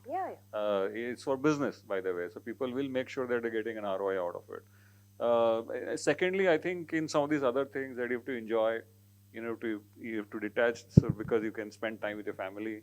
If you're spending time with family, you'll automatically be detached a bit, right? So you have to take care of all the things what we have said in the recent conversations, but don't have a blanket detachment policy. That's very, very important. Because of the buy side, just to add it on that, because when we work on the, now being a co-founder of a firm wherein we deal with M&A deal structures, and majorly I've handled the buy side. Now when I'm trying to sell it, I know what type of a deal is going to come, but it is very difficult to convince. Sometimes I know, might be Ankur would be in a better position to, the clarity of mind. That was another question which I had. So that is what I want to ask, like, if we are on the buy side, what are the things for the people or the founders, any, one point which they need to keep? On the sell side, because sell side. Buy side, I'm aware. Like, I just want to understand from the sell side. Now I'm on the sell side, so that's the reason. No, first of all, it is definitely a very, very emotional moment, and it is going to be. There's a reason why people deliberate upon such decisions for a really long period of time. But I think every person has their own way of dealing with such situations. This is just one example where you're having to deal with something where you have to emotionally detach yourself. Parents letting go of their children, you letting go of a city that you grew up in, friends, whatever. There are many such instances. So everybody deals with it differently. What worked for us was that we were very clear when we were contemplating this. We were very, very clear as to why the buyer is looking to acquire us. Unless we understood their perspective, it would have been very difficult for us to continue to work together for the next couple of years, because we would always be at loggerheads with each other. Once that was clear and we understood that, then we also started thinking what are the things that are going to change for us on a day-to-day basis. After having analyzed all of that, we came to a consensus that we are open to this kind of a deal, contingent on certain things that we are not open to accepting, and then obviously some things had to be there. Because we did that deliberation and we were very clear on day one, we had sort of, in a way, assumed what are the things that are going to happen. And we had spent some time, and this is, for me at least, and the other leadership team members at Static, this is how we operate for many things. And there are, like I said, there are many situations like that. For every situation, if you have if this is your thought process and you spend some time thinking the pros and cons of something and then come to a consensus, it's very easy because you are falling back on your own decisions. You have not been forced. Of course, in a situation where there is a hostile takeover, I can imagine it can be very, very difficult.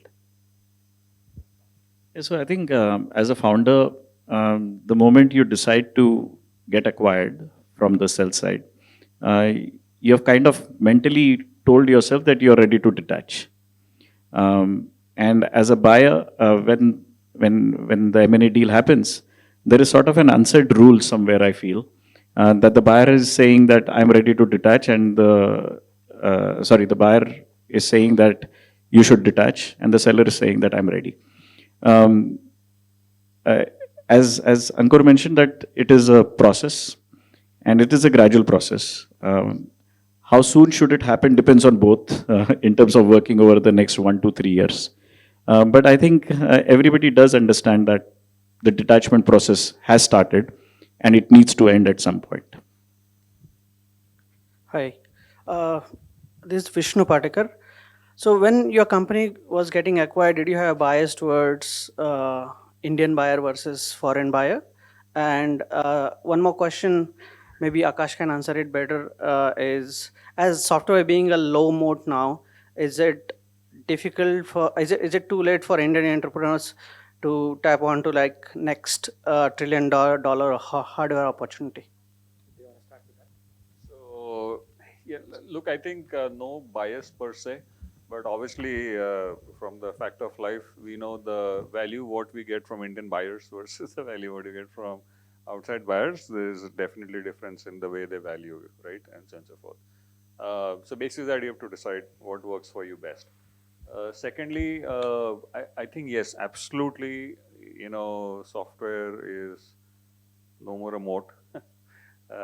So I think anybody who is in the software world is gonna have to think very, very hard in creating large organizations. Are there still opportunities in software? The answer is yes. I think AI itself, in a way, it's a software, right? A piece of lot of software is coming together. So I think the opportunity exists is that it's getting narrowed down quite a lot. There are different set of opportunities in the software world, and you have to look at those opportunities as opposed to the traditional opportunities.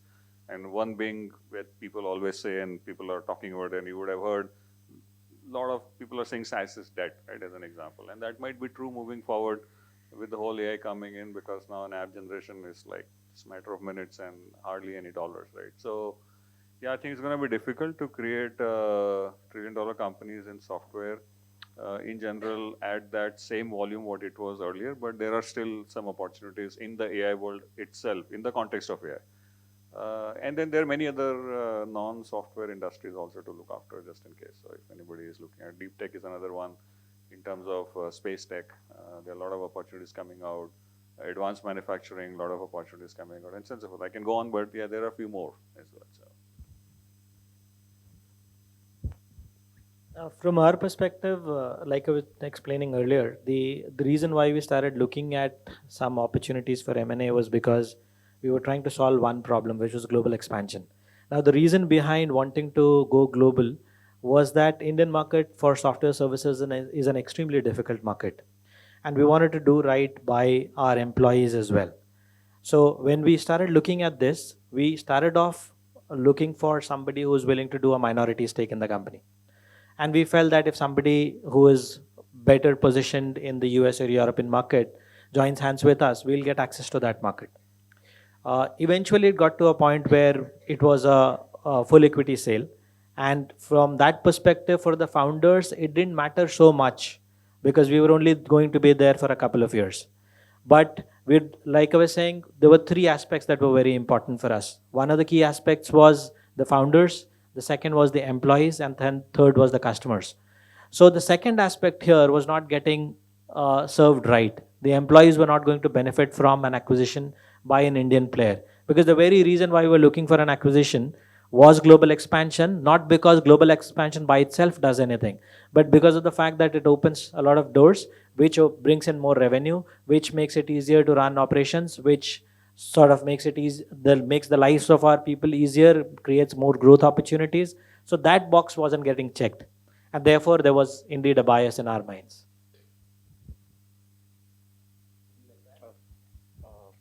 Yeah, so in our case, as I mentioned earlier, we were looking for a strategic fitment. The strategic fitment was related to the technology, the culture, and of course, the employees, right? So luckily we found a company which is India-based, who had no presence in Pune, and they wanted to grow in Pune for multiple reasons. So from a culture fit, the Indian company buying an Indian company, there is a much better cultural fit. Of course, as Akash mentioned, the valuations are a little different when you're working with US companies, but I think we were fine there. I think it worked out well for us from that perspective. I think same here. Both the exits in my case have been to American companies, but I won't really write off. It depends on what you call as Indian company. If you are calling Persistent, Happiest Minds, Mindtree, just giving examples, as Indian company, they are the best. I mean, if you are getting opportunity to exit to them, why not? But if you are calling an Indian services company servicing needs of an Indian customer only, I would be a bit skeptical for that, for the reasons that Amit mentioned, because the ability to pour in money will be probably limited. So your first outlook has to be to exit to a company servicing Western market.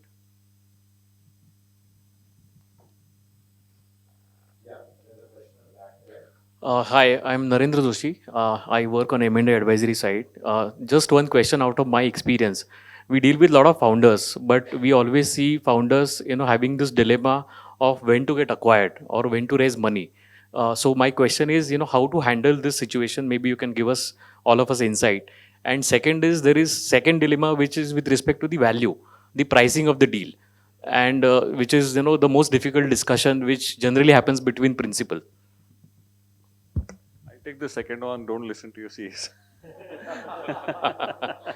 Because, many times founders have been told, give me a 5-year forecast, I'll do a DCF to it and blah, blah, and so on. And that valuation comes out to be whatever, 10x, 15x, 20x. That's not the norm of the market. I think every founder needs to know what are the value multiples for their industry, for their company, for their sizes, for their offerings. They differ quite a lot, by the way. Value multiple for a manufacturing company is very different. A value multiple for a services company having a limited geography, having a limited growth, having blah blah and so on is very different. Same services company with a different offering, different growth, different geography is going to have different multiple. Right? Same goes in product companies as well.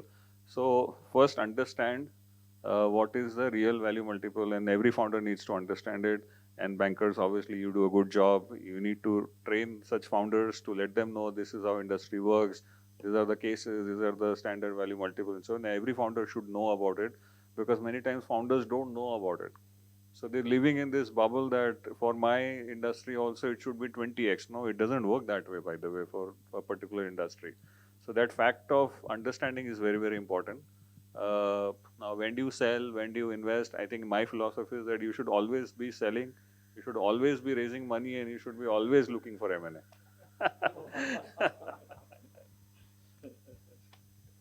Any more questions? Yeah, go ahead. One second. He's got a question, then maybe you can come back to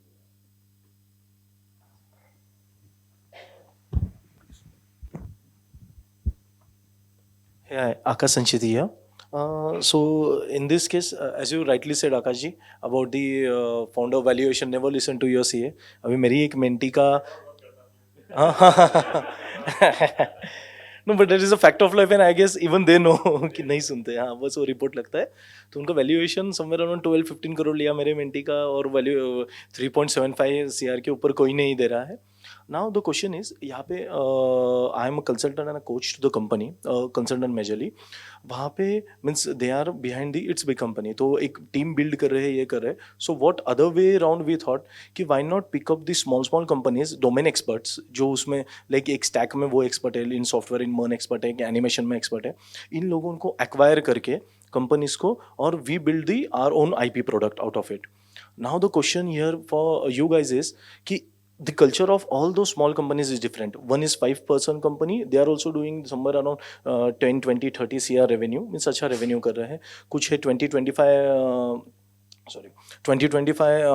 people company. तो ऐसे करके somewhere around 80-90 लोगों का team अलग अलग होता है. Now the culture is different. The thing is different. What our mindset probably our mindset is कि उनकी leadership and उनके तो as it is रखे making the coordination and ये थोड़ा ये कैसे करेंगे because I have not dealt with such situation anyways and उन्होंने भी किसी ने नहीं किया है तो we are trying to figure out how we can work it around to make it win-win for all of them.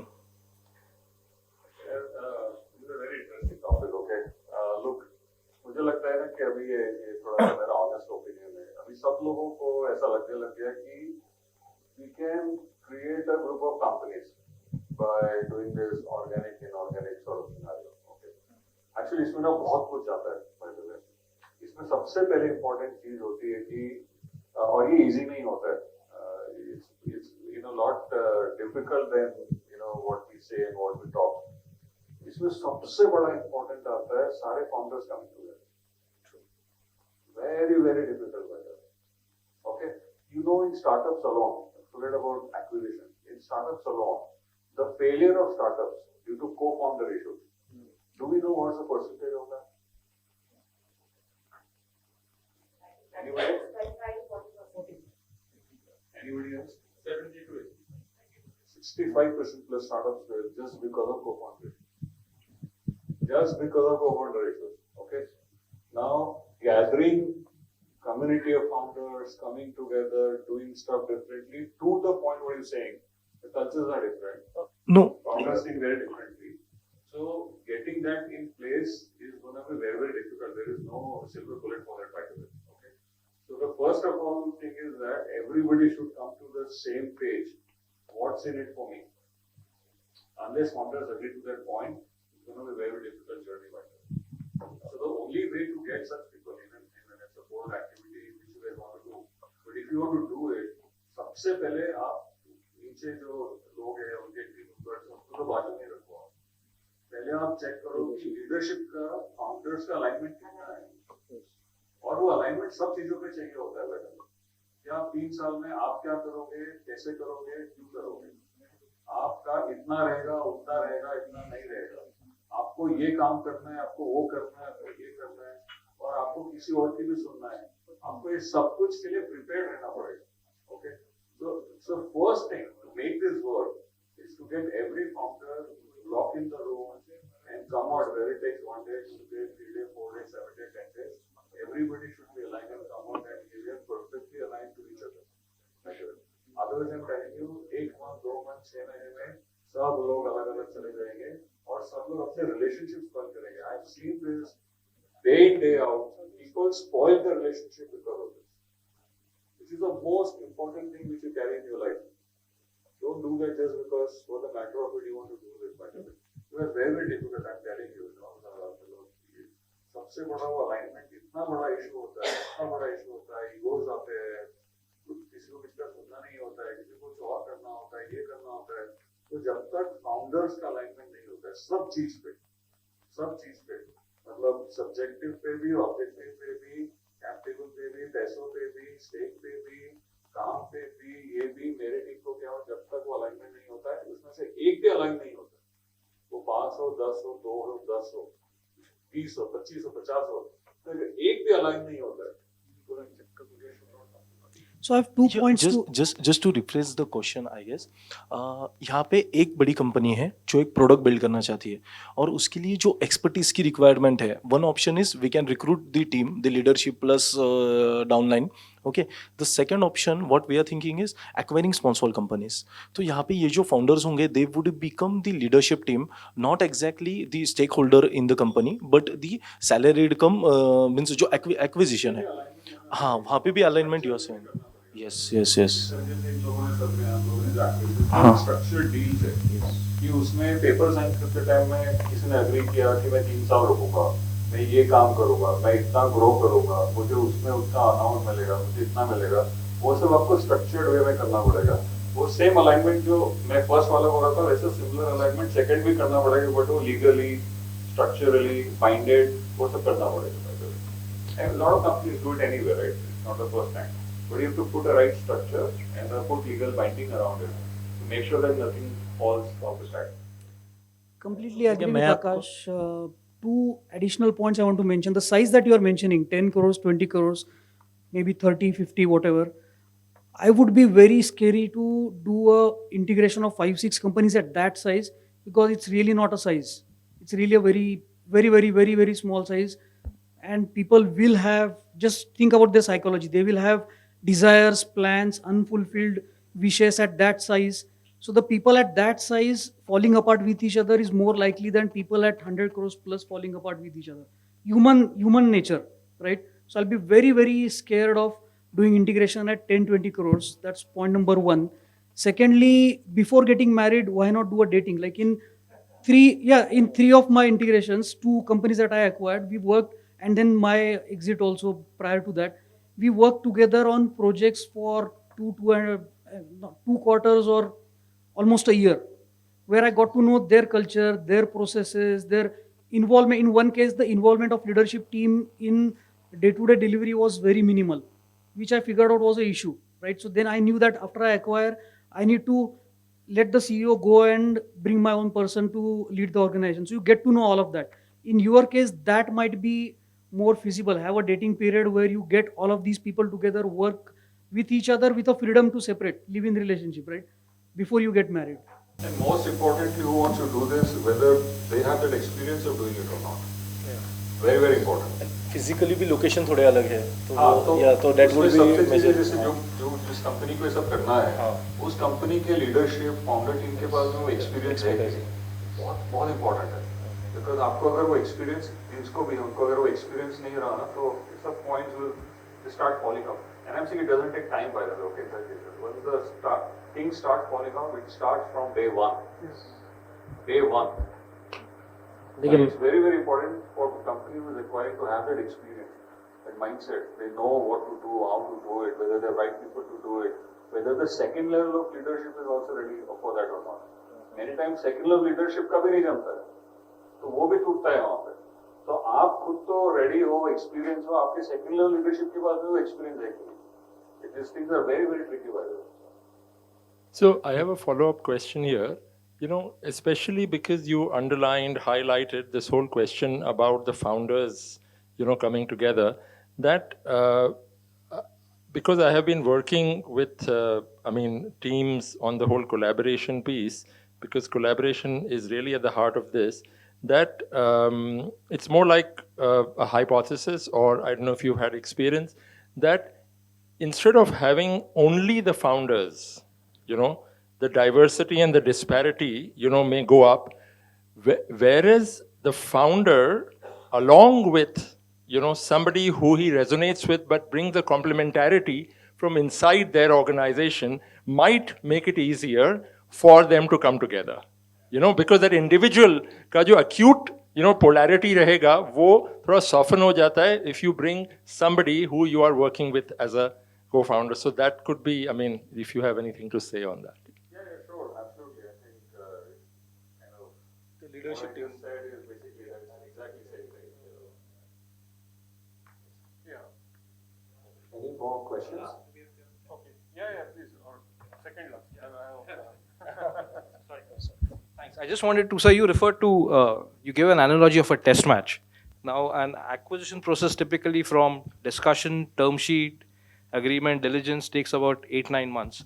But towards the end, I will refer to that as an IPL. That's the cash cow that comes. The test match is going on simultaneously. That's your day-to-day business. How do founders maintain focus on both? You maintain focus on the business and the acquisition process. And there's a possibility that the deal might fall off.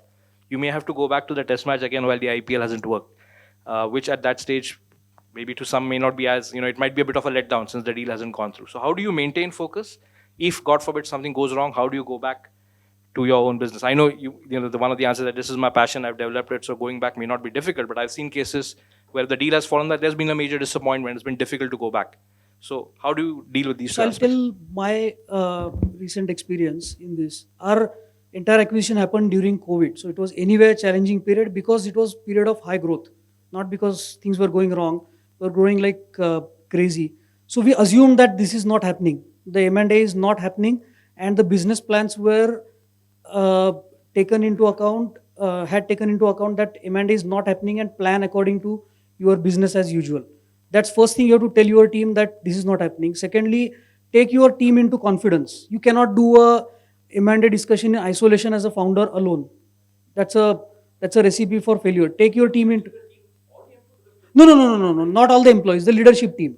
I mean leadership team, a handful of people, maybe 8-10 people in confidence, so that they know that the founder is not joining a sales deal because he has very important meeting to attend on the M&A side. So take your team into confidence, run your business as usual.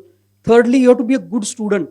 Like when Akash, if you might remember your first M&A, you would have learned a lot of things from scratch. You have been running a business, you know finance, but still a lot of things you learn new. So convert yourself into a good student and learn new things. मैं ऐसे ही करते आया हूँ, ऐसे ही चलेगा. I have not been measuring EBITDA in this way. नहीं चलता. You have to be a good student. And fourth is build a good advisory team. Now Pune has a very, very good ecosystem, very good people to consult on finance front, on legal front. Some of you have been, I know some of you have been part of some good transactions. In my case, my CFO was my wife, so I had support system at home. So build a good team. So those are the four things. Build a good team, take your leadership team into confidence, plan the business as if M&A is not happening. Even if it means you have to go to a bank for a loan, if M&A does not happen, just do that. and fourth is be a good student. Yeah, Anand, you had a question. Yeah. So, after the deal or after the exit that you had, I'm just curious to know what personality changes that you had in you, after the deal. I mean, would love to know, right? Like from each, and of course, like it has to go with the mindset as well, but would love to know, right? Like each one of you, what type of, in hindsight, right? Like, I mean, did it made you as a better leader or you compressed you or like, I mean, would love to know, hear about you. So I'll go first. So I think what you learn after the acquisition is how to be a better employee. So you go from an employer to an employee to a certain extent after the full acquisition. But the good thing is now you know what are the good traits of a good employee because you're kind of managing and you know what the other side of the table is expecting. Right. So that is one big change that I feel you go through where you sort of can think from both sides and be a better employee, assuming you want to be a better employee. Which kind of resonates with everything that Akash was earlier saying and everybody else was saying, from talking more to listening more, from being authoritative to collaborative, all those kinds of things that come along with it. I think if your question is about personality, you get to think more about life in general than thinking just about work and business. Personally, that happened to me. I mean, other than, of course, I agree with Amit, but thinking beyond work and maybe not spending too much of time on your passion, but also thinking about other things that are there in life and what do I do next. I think that's something that definitely helped me. Right. So, no, I think in my case, it kind of made me more open, more daring. And for me, anyway, I was a corporate employee earlier. I was working in large companies, so becoming an employee was not an issue anyway. But I think getting that confidence, ability to sit on boards of larger companies, talking that language, learning, I think to that point, we became more learned, by the way, after the acquisition. And the rabbit hole of that is that, okay, what's next? Right. So, and that kind of helped me to become a serial entrepreneur also. Right. So did it create, right, like a kind of a structure like, I mean, like before acquisition, generally what I've seen that board meetings and like other things, they don't happen that often. But once you have that acquisition, you have to go, right, like do formally things. So does that also, right, like change that you saw in you? Yeah, absolutely. And that's a part of becoming student. It's a new learning. Like you have to be more structured on all the corporate governance front. You start taking these things more seriously because there is no other option as well anyways. But I think on the personality side, this change is not so much purely because of the acquisition and the exit that we made. This is more instilled from the new relationship that has been established, this governance, this control, and therefore you have no option but to go ahead and stick with it. But in the process, like everybody else has said, because you start off with that mindset that you're more open to all the new things, you're more open to a structured governance as well. Earlier, everything is known to the founder. They remember everything. They feel meeting की क्या ज़रूरत है मुझे तो मालूम ही है. But then they start getting into these meetings and they start realizing the value of that as well. At the very start, because the entire process is very long drawn and there could be multiple iterations of that, once it is all over, there's definitely there's a feeling of elation. You're very relieved, not so much because of the fact that there's a cash corpus that you now have access to, which you probably did not have. More so because the entire process is so strenuous and you're going through so much. There are so many questions, almost allegations on you every single day that you get past that. That also instills a little bit of confidence in you. Other than that, I think like everybody else has said that it does give you an opportunity to look life a little differently. पहले आप हर चीज़ में ये सोचते हो कि कोई ये बोलेगा कि ये करो, आगे आपको अपॉर्चुनिटी मिलेगी, वो अपॉर्चुनिटी 5 साल में मिलेगी. But you're still bending over backwards, working day in, day out, because you are very focused on that long-term opportunity. Now you start not paying so much attention to it. You're not so consumed by those long-term promises. You also start looking at what is important right now. Like spending time with family is an important change in my life for sure. Got it, got it. No, this is very interesting. Sorry, one more last question now I'm going to ask. So if I take you back again to a day, right, like when the exit was about to happen in all of you, right, like cases, would you still go with the exit or would you just do something different? I mean, knowing what you know right now, if I take you back again to that day, what would you do? Just one line answer is also okay. Well, I think I would still go through it because I went through the exit to do something different, Okay. and which works out. So that is what I would say. For me as well, I think what we set out to do, the exit did give us the opportunity to do all of that. So it is definitely working like the way we wanted. I think I might go for longer on this time. Perfect. Okay. I would have done the same thing, would have gone for exit because we grew 8 times in 3 years and I wanted to do something different in 3 to 4 years. I extended it to 5 years, but I would go through the same thing. Got it. Thank you. Thank you so much. Very good reference. So before we wrap up, a couple of things. There's still something more, so just hang in there. I just want to give you a personal story.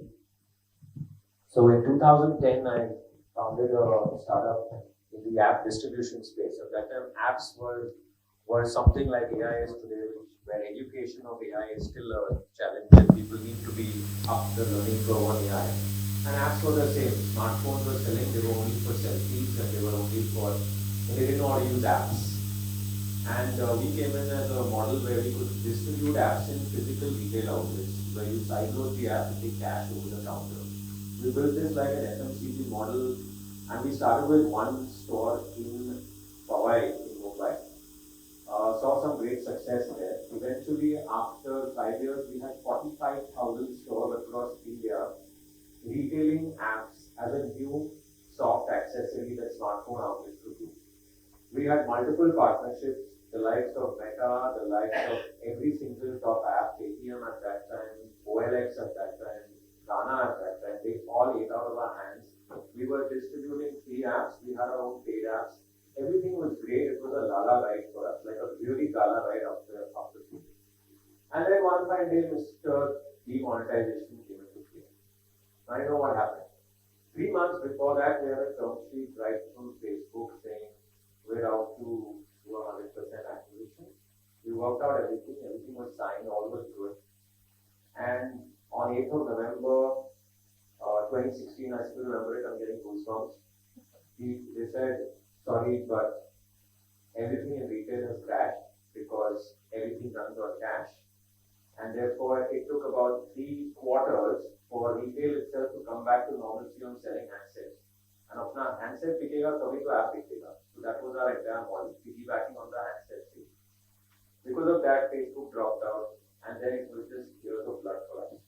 But what I can tell you is, this is a story of a great startup, a great opportunity to exist, but sometimes circumstances just don't make it happen.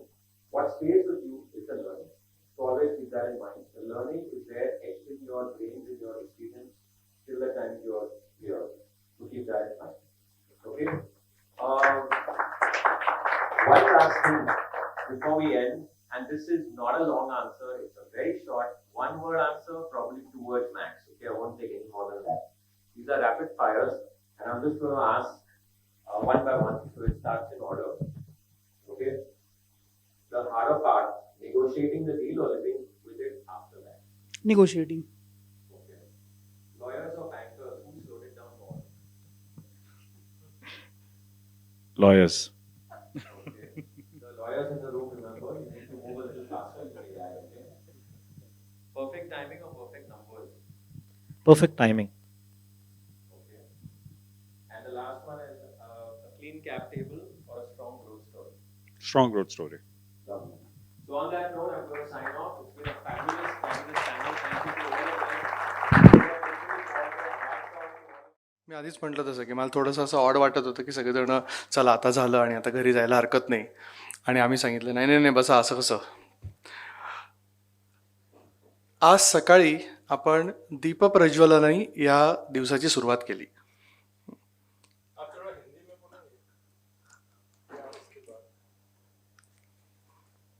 थोड़ी दिक्कतें हिंदी में, हमारी बम्बईया हिंदी है, चल जाएगी तो चल जाएगी, नहीं चलेगी तो भी ठीक है, लेकिन 1 मिनट रुकिए आप हमारे लिए.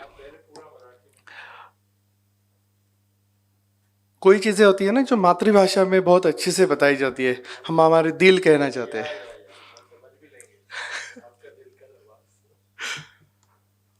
सो आपल्याकडे जे उत्तम उत्तम वक्ते आले होते, त्या उत्तम उत्तम वक्त्यांनी, त्या ताऱ्यांनी त्यांच्या प्रकाशाने, त्यांच्या अनुभवानी आणि त्यांच्या ज्ञानानी अख्खा हा दिवस उजळून टाकला.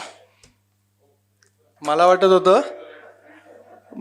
होतं की फक्त तानसेन गायल्यानंतर उजेड पडतो. तो तानसेन नहीं, लेकिन कभी हम बात करते तो भी शायद उजाला आ जाता है.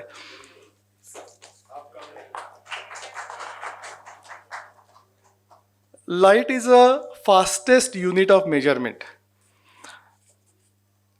It is the fastest measurement of a speed, and today is the fastest learning day. I think all of us have experience from the decades of wisdom and decades of experience that our speakers expressed with us.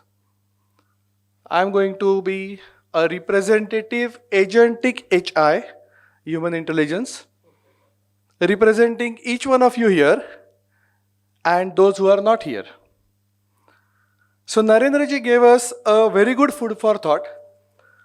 The earliest we see most of us have here is marriage, and our family can be one of our best mentors.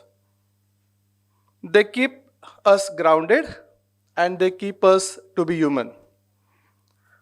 For the founders here and all of us, aim high, aspire to achieve 10 times of what your wildest dreams are, and you will achieve it.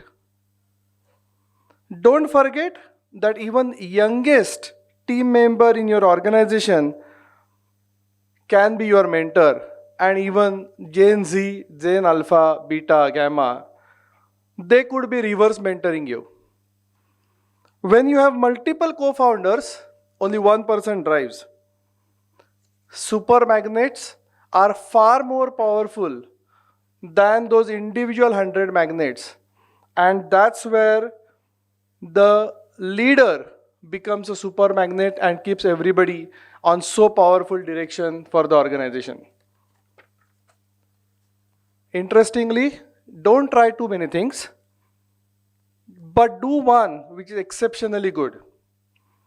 Be clear about what you don't want to do or what you don't do than what you do or what you can do. Typically, that's a CEO's dilemma, and I think it's based on my own experience.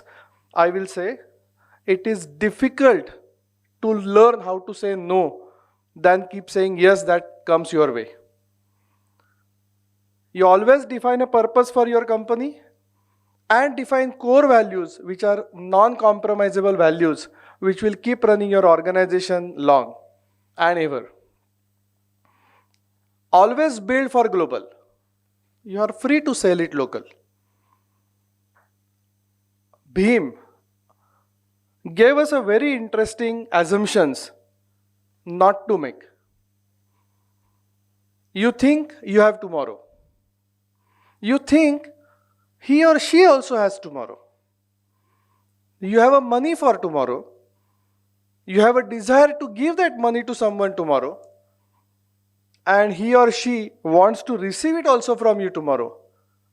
These assumptions are not to be made. And that brings us to the sense of urgency. And that urgency is driven by a fact that there is no tomorrow. He also recommended few books. CEO Excellence by Vikram Malhotra and Unstressable is yet another book. Dr. Amit Deshpande, he speaks always brilliantly and spot on. So he said 4 things. Define your own mountains and then get the team who can climb those mountains. Define the business that leads the market. Define the culture of an organization and define a good governance, no matter how small or how big you are. It does help. Now the panel discussion, it is Kale with Deshpandes. Very interesting. I can only summarize very important 4 points I noted, that success, pleasure, happiness, and satisfactions are the 4 pillars of your life. Apply them to your individual situations. Your success could be seen through your numbers today. Your business class flying may give you a pleasure. But when you are giving timely salaries and when you are giving those good bonuses to your employees, you will probably be enjoying the happiness for the families, those who are thankful to you for giving them those jobs. And when you create the next entrepreneur from your own organization, probably you are going to enjoy that satisfaction. So please do that. Sachin San from Japan focused on process and orientation for details is an important aspect of Japanese culture, and that makes them reliable, trusted partners to their customers, creating a great value. Kaizen is not just a concept. It is a way of life. Live it that way. Speed is the key in America. Details and careful planning is a core in Japan, but both believe that AI cannot replace leaders. In fact, it can actually amplify the effectiveness of those leaders. Mandar Joshi, who is the CEO of Bhavi Institute, an enabler for last more than 2 decades, the wonderful gentleman who is always there like your elderly brother, like the bigger Bhav, who can help the startups here to grow, to get into the ecosystem, access that ecosystem, and make yourself a self-reliable, self-reliance as soon as possible. The next panel discussion on AI, the repeatable actions, repeatable assets, value propositions, platforms, capitalize on IP, knowledge, repeatable assets, and Saumitra did mention the ecosystem which is deeper with few or more with many is not just the right way. Choose what is right for you in the situation where you are in. The AI modules in new way of working, platform-based default models can be your choice, or a co-creation model can be your choice, or an outcome-based to improve your productivity could be a great way to go ahead with. Do not allow AI to make decisions, but rather use them to generate a data that help you to make decisions. And that's the beauty of those AI. The last panel, a very learned merger and acquisition panel. Continue doing something or get acquired could be a choice. And you make your own choices. And that is true for you, not for anybody else. Fundamental question that when you ask that why are you selling or why are you buying? But while that answer to that question could be anything, if your buyer is going to be complementing that organization, or why are you going to sell it, or why are you going to buy it, is very important question to find an answer for. The mindset based in different geographies can be fundamentally different. The people, relations can play an important role in making this M&A work or fail. Find factors like the team, which can help for better negotiations. Those sales team are going to be very important focus for you when you are going for a negotiation table. The succession plan, a leadership which can take over from you and keep running the show is very important. And do take your customers in confidence. It is very important not to neglect them at all. They are anyway going to know today or tomorrow. The freedom to operate past acquisition can possibly help you to still keep your heart and your mind in the organization. Collaborate with new team. Finally, when minds match, even mountains move. Disclaimer, human intelligence are also likely to make some errors. So please check your own notes, your own diaries, and add to the summaries. I tried to collate it better. I will take a pause by saying, Udyamena hi siddhyanti karyani na manorathahi. What does it mean? It means success is achieved through hard work, not merely by wishing each other. Today, everyone has put their efforts and their day in this session to make this day successful. I stop here. Thank you very much. Have a lovely day. Bye-bye.